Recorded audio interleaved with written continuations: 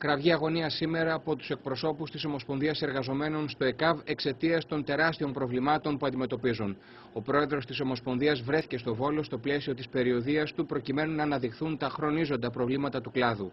Υπαριθμόν ένα πρόβλημα είναι οι ελλείψεις προσωπικού, καθώς δεν έχουν γίνει ακόμη οι 232 προσλήψεις που εξαγγέλθηκαν στις αρχές του 2009. Η κατάσταση είναι εκρηκτική κυρίως στη Βόρεια Ελλάδα και τα κέντρα υγείας της περιφέρειας, όπως ο Αλμυρός και η εργαλαστή στο νομό Μαγνησίας, όπου υπάρχει μόλις ένα άτομο για τη λειτουργία του ασθενοφόρου. Παίρνω εγώ με το ασθενοφόρο μόνος μου, πάω σε ένα τροχαίο, στο δρόμο. Του δίνω πρώτη βοήθεια, καταφέρνω, του δίνω, του σφίγγω την αιμορραγία, του κλείνω τα τραύματα, του δίνω. Πώς θα τον βάλω, ρε παιδιά, με το φορείο πάνω στο ασθενοφόρο?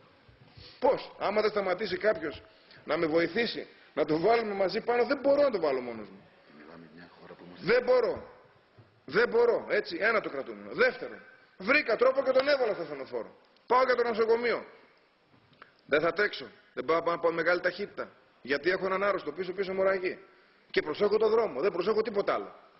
Πάω στο νοσοκομείο, ανοίγω την πόρτα, ο άλλος έχει τελειώσει. Η Ομοσπονδία Εργαζομένων στο ΕΚΑΒ θα υποβάλει μήνυση κατά παντός υπευθύνου, καθώς δεν έχει καταβληθεί ακόμη το επίδομα στολής, παρά το γεγονός ότι πέρασαν περισσότερα από 2 χρόνια από την δημοσίευση της σχετικής απόφασης στο ΦΕΚ. Ταυτόχρονα, εκρηκτικές διαστάσεις λαμβάνει το πρόβλημα του εξοπλισμού, καθώς δεν υλοποιήθηκε ποτέ η εξαγγελία για την αγορά 220 καινούριων ασθενοφόρων πριν από 3 χρόνια. Σας πληροφορώ ότι από τότε μέχρι σήμερα, 3 χρόνια μετά, δεν έχει αγοραστεί ούτε μία ρόδα.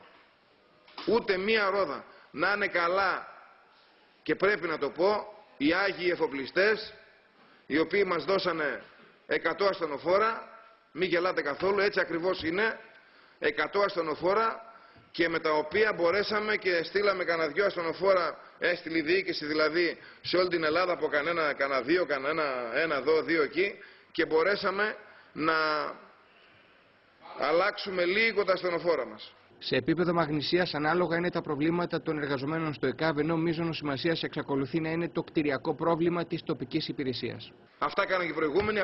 Εμείς περιμένουμε από τους καινούργιους να τα λύσουν. Γι' αυτό τους ψήφισε ο κόσμος. Για να λύσουν προβλήματα και να τους χειροκροτήσουμε. Ούτε για να μείνουν στα παλιά, ούτε για να συγκρίνονται με τους παλιούς.